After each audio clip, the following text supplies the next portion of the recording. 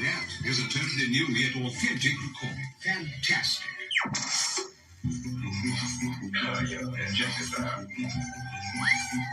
This is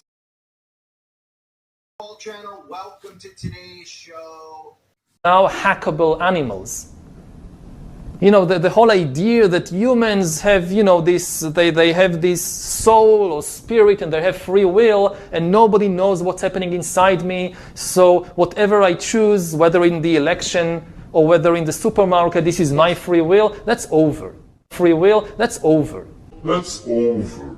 Over. Today, we have the technology to hack human beings on a massive scale. Yeah, I mean, everything is being digitalized. Everything is being monitored. In this time of crisis, you have to follow science. It's often said that you should never allow a good crisis to go to waste, because a crisis is an opportunity to also do good reforms that in normal times people will never agree to. But in a crisis, you see, we have no chance. So let's do it. Vaccine won't help us go to the test, of course. The vaccine will help us, of course. It will make things, you know, more manageable. Surveillance. People could look back in 100 years and identify the coronavirus epidemic as the moment when a new regime of surveillance took over, especially surveillance under the skin, which I think is maybe the most important development of the 21st century, is this ability to hack human beings, to go under the skin, collect biometric data,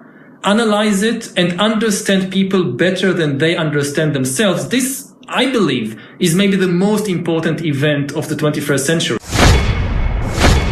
One of the features of this fourth industrial revolution is that it doesn't change what we are doing, but it changes us.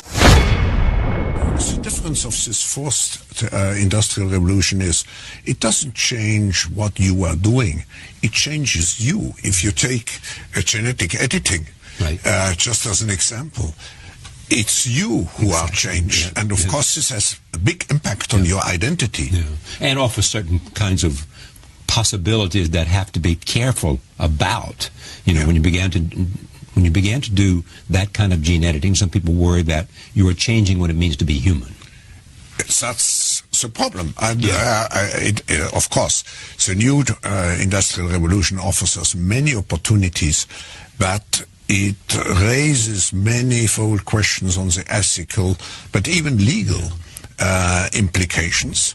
And we have to be prepared for it, and that's what we want to do in Davos next year. So this fourth industrial revolution is, it doesn't change what you are doing, it changes you. If you take genetic editing, right, just as an example, it's you who are changed. A really big thing is hacking human beings.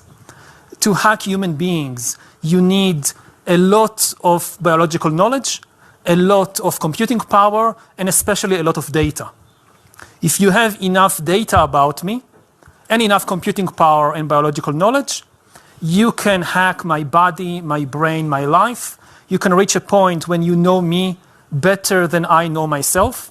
And once you reach that point, and we are very close to that point, then democracy, the free market as we have, and actually all political systems, also authoritarian regimes,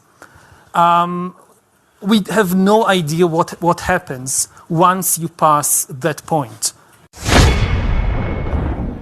Now, in the past, many tyrants and governments wanted to do it, but nobody understood biology well enough. And nobody had enough computing power and data to hack millions of people. Neither the Gestapo nor the KGB could do it. But soon, at least some corporations and governments will be able to systematically hack all the people. We humans should get used to the idea that we are no longer mysterious souls. We are now hackable animals. Data might enable human elites to do something even more radical than just build digital dictatorships. By hacking organisms, elites may gain the power to re-engineer the future of life itself. Because once you can hack something, you can usually also engineer it. And if indeed we succeed in hacking and engineering life, this will be not just the greatest revolution in the history of humanity. This will be the greatest revolution in biology since the very beginning of life 4 billion years ago. For 4 billion years, nothing fundamental changed in the basic rules of the game of life. All of life, for 4 billion years, dinosaurs, amoebas, tomatoes, humans, all of life was subject to the laws of natural selection and to the laws of organic biochemistry.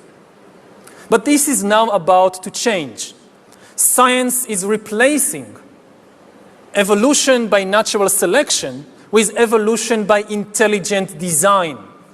Not the intelligent design of some god above the clouds, but our intelligent design and the intelligent design of our cloud, the M cloud, the Microsoft cloud. These are the new driving forces of evolution. And at the same time, science may enable life after being confined for 4 billion years to the limited realm of organic compounds. Science may enable life to break out into the inorganic realm. So after 4 billion years of organic life shaped by natural selection, we are entering the era of inorganic life shaped by intelligent design. So does the data about my DNA, my brain, my body, my life, does it belong to me or to some corporation or to the government or perhaps to the human collective?